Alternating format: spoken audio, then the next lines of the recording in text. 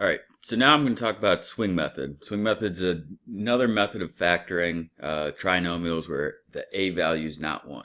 Okay. Now I don't teach the swing method in class, but it does work. It works every single time for every single one of these problems. So if you want to learn this method, that's fine. Again, as long as you really get the right answer in the end. I don't care how you solve problems.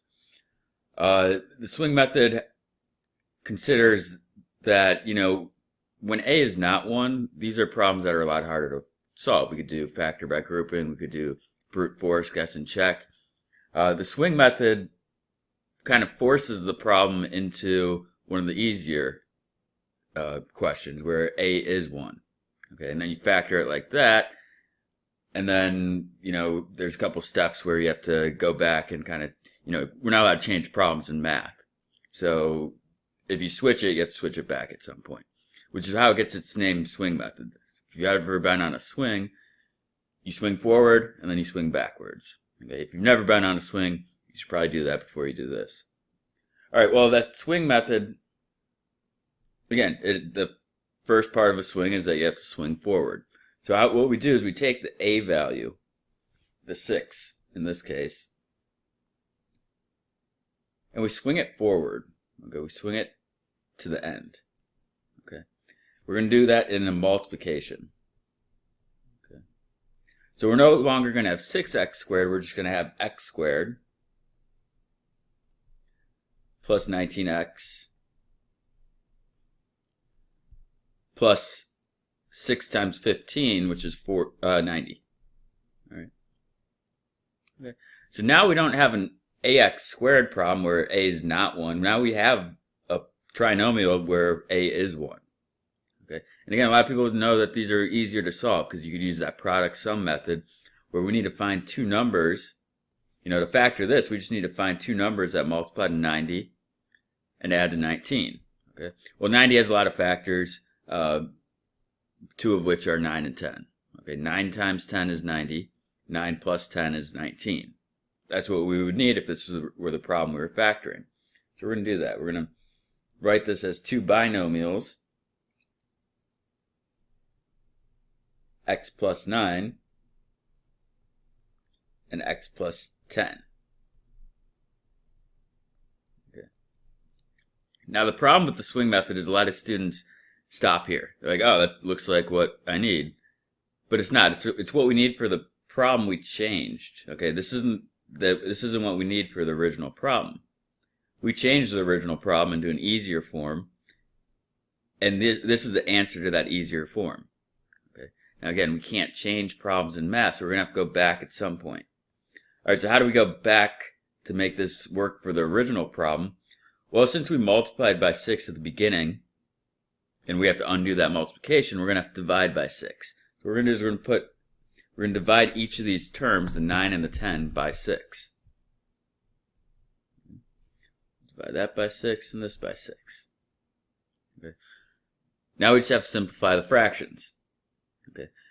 This first one, 9 over 6, simplifies to 3 over 2.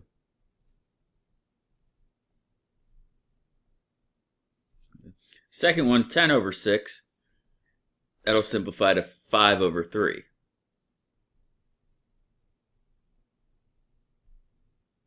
Okay.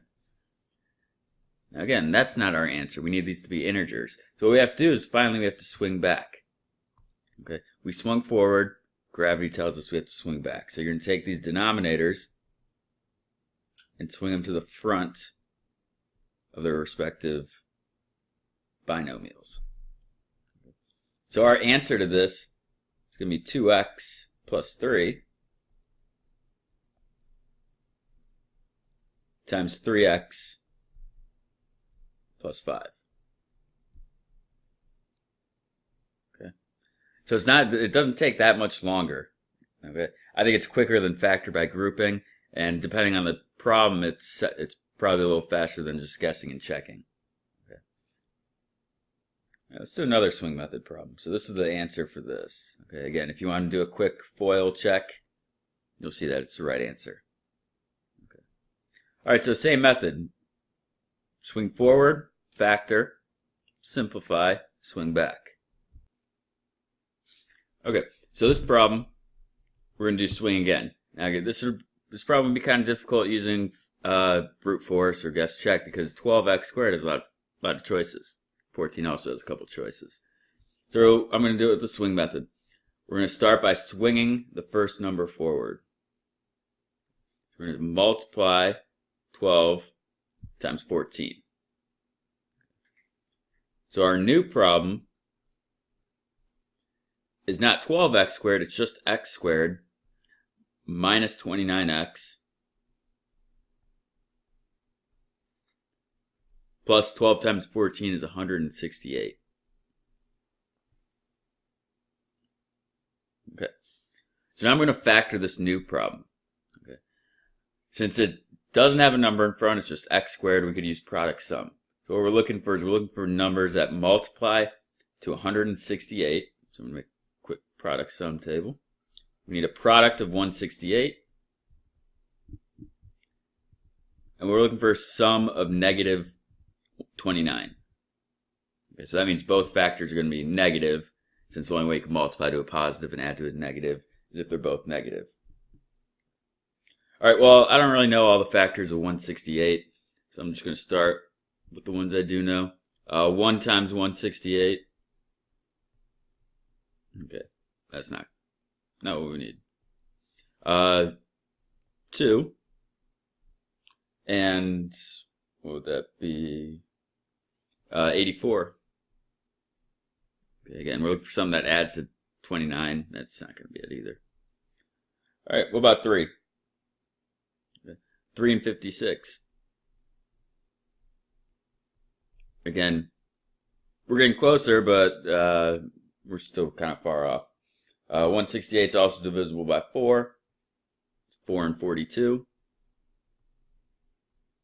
Okay, again, going in the right direction, but not it. Not divisible by 5. It is divisible by 6. 6 and 28. Getting closer. Okay. It's not divisible by 7. It is divisible by 8, and it's 8 and 21. Okay.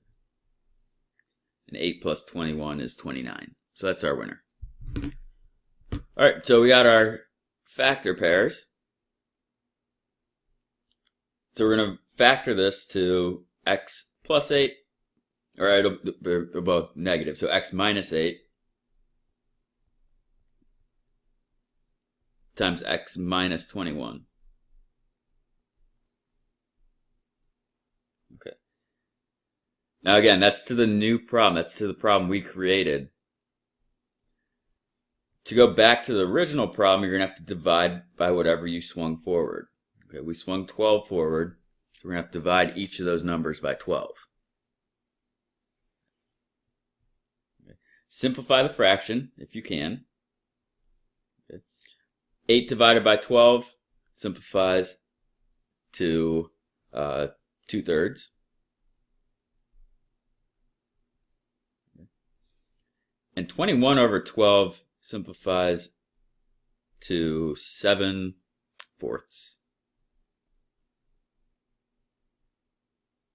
Okay. Now anything in the denominator is going to swing to the front. Again, if you swing forward, you have to swing back. Okay. So our answer here is going to be 3x minus 2 times 4x minus 7.